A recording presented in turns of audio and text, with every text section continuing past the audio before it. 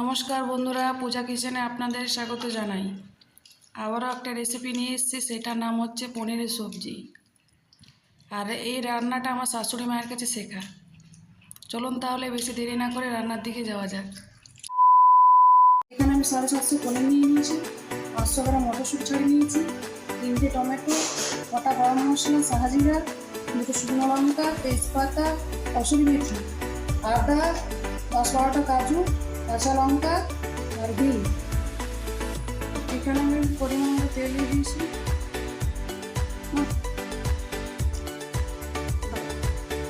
সাদা তেল দিয়ে পনিরগুলো ভেজে নিচ্ছি।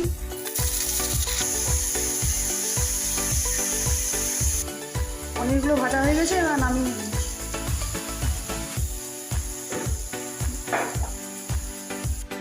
পরিমাণ মতো তেল দিচ্ছি।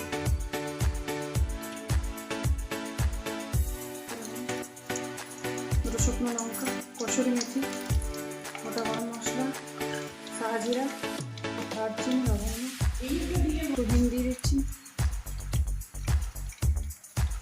আদা কাঁচা লঙ্কা বাটাটা দিয়ে দিচ্ছি।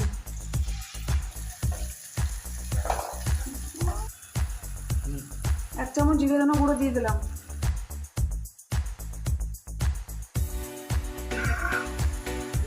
তারপর আর একটু দিয়ে দিলাম। পরিমাণ মতো হলুদ দিয়ে দিলাম। 1 চামচ কাশ্মীরি লঙ্কার গুঁড়ো। টমেটো বাটাটা দিয়ে দিচ্ছি। তো আমি 5 মিনিট কষবো।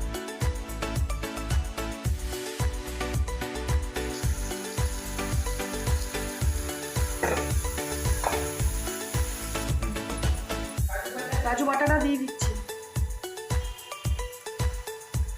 বাটিটা ধুয়ে একটু জল দিয়ে দিচ্ছি।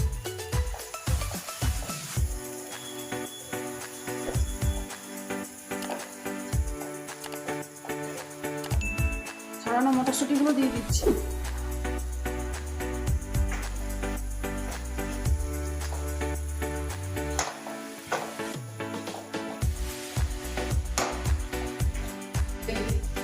এবার আমি পনিরগুলো ঢেলে নেব।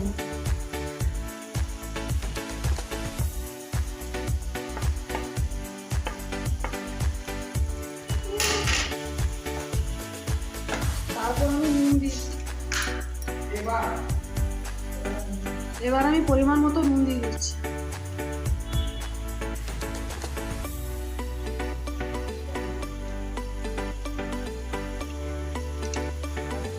পাঁচ মিনিট আমি এবার কষে নেব।